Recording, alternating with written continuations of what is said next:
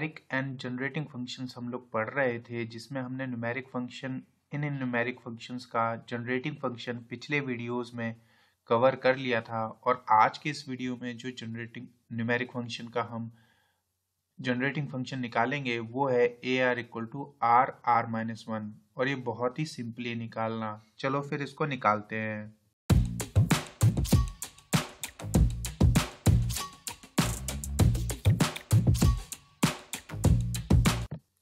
इसमें जो अप्रोच मैं यूज करने जा रहा हूँ वो सिंपल सा है।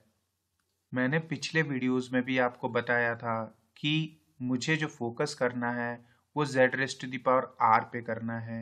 तो अगर z raised to the power r से मुझे आर आर माइनस वन बनाना होगा, तो उसके लिए एक अप्रोच ये हो सकती है कि मैं z raised to the power r को डिफ्रेंशिएट कर दूं। तो मेरे पास r z raised to the power r minus one आएगा, बट स्टिल अभी आर आर माइनस वन नहीं आया है। इस वजह से मुझे इसको डबल डिफ्रेंशिएट करना पड़ेगा। तो मेरे पास जो रिजल्ट आएगी वो आएगी R are minus one Z raise to the power are minus two. ये टर्म ए आर है प्रेजेंट केस में। और अगर मुझे Z raise to the power R इसको बनाना है, तो इसके लिए मुझे इस कंप्लीट एक्सप्रेशन को जेड स्क्वायर से मल्टीप्लाई करना पड़ेगा। और हमारे पास result R are minus one Z raise to the power R आ गया, जिसमें z raise to the power तो r ये है, लेकिन ए आर आपका ये हो जाएगा।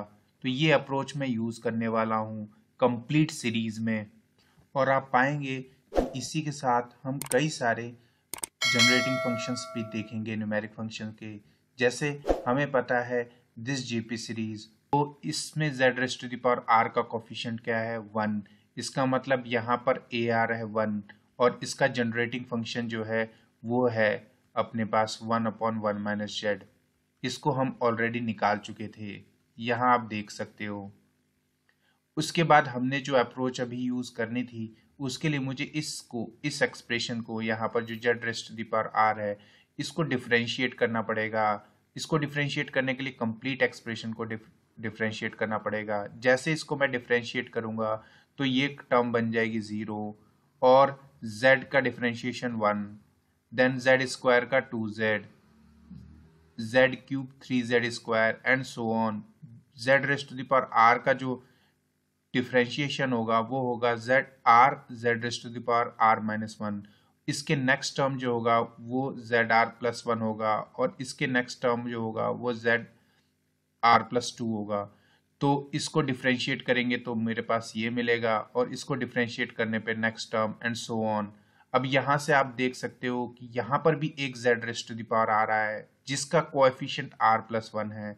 इसका मतलब इस r plus one a r के का जो जनरेटिंग फंक्शन है वो ये है। सिंपल सी मतलब है, अगर a r equal to r plus one होता तो ए जेड यहाँ पर सिंपली क्या आने वाला था, one upon one minus z whole square.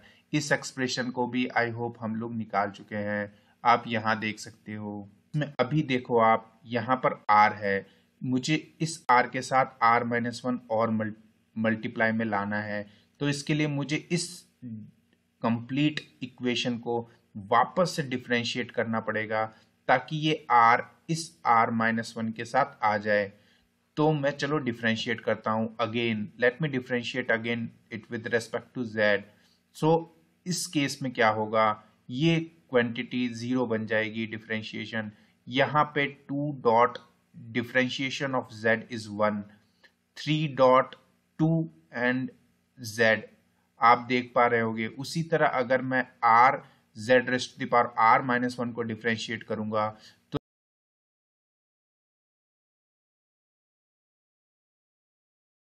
ये डिफरेंशिएशन निकलेगा, जिसको यहाँ लिखा है मैंने।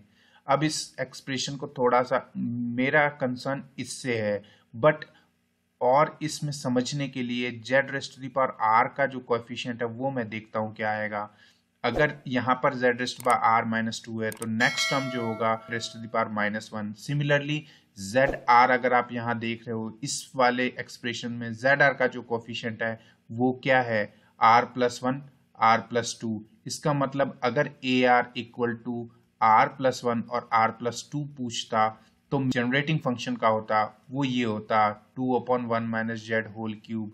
अगर आप ध्यान दे पा रहे होगे तो मैंने केवल लेफ्ट हैंड साइड को डिफ्रेंशिएट नहीं किया है, राइट हैंड साइड में जो एक्सप्रेशन है जनरेटिंग फंक्शन उसको भी मैं डिफ्रेंशिएट करते जा रहा हूँ। जब इसको एक बार डिफ्रेंशिएट करूंगा तो 1/1 - z होल स्क्वायर आएगा। जब इसको दूसरी बार डिफ्रेंशिएट करेंगे तो 2/1 - z होल क्यूब आएगा। तो इसका मतलब है z raise to the power r का जो कोएफिशिएंट है वो आपका है कुछ और नहीं, न्यूमेरिक फंक्शन का rth टर्म। और ये जो है एक्सप्रेशन मिल रही है ये यही आपका जनरेटिंग फंक्शन है। यहाँ पे r+1 r+2 ये अगर न्यूमेरिक फंक्शन होता तो इसका जनरेटिंग फंक्शन ये होता। चलो आते हैं अपने बैक टू द पॉइंट। यहाँ पर मुझे फोकस करना है इस पे। अब मुझे r-1 एक्सप्रेशन चाहिए था जो कि यहाँ पर ar के फॉर्म में ar-2 है, बट मुझे इसको z raise to the power r का कोएफिशिएंट बनाना है। तो उसके लिए मुझे इस z raise to the power r-2 को z स्क्वायर से मल्टीप्लाई करना पड़ेगा।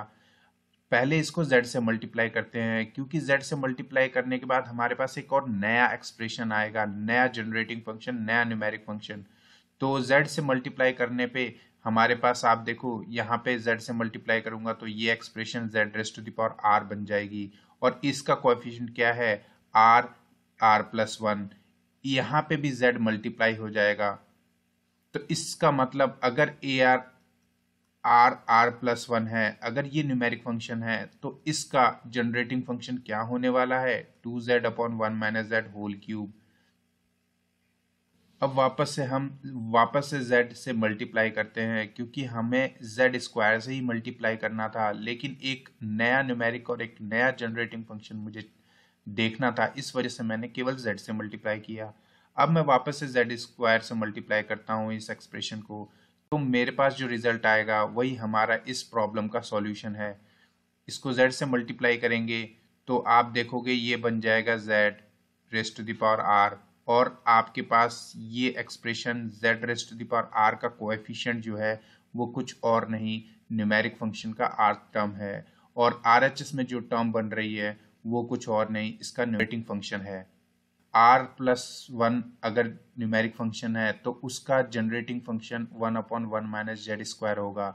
इस एक क्वेश्चन को करने के पीछे मेरा ये मोटो था कि बाकी अलग अलग न्यूमेरिक फंक्शन और जनरेटिंग फंक्शन भी आपको देखने को मिले। यहाँ पर आप देख पा रहे होगे अगर न्यूमेरिक फंक्शन r+1 r+2 है तो generating function 2/1 - z whole cube होगा। अगर r+1 है तो 2z/1 - z होल क्यूब होगा। और अभी प्रेजेंटली अगर r-1 है तो उसके लिए जो जनरेटिंग फंक्शन होगा वो 2z² / 1 - z³ होगा। Thank you so much.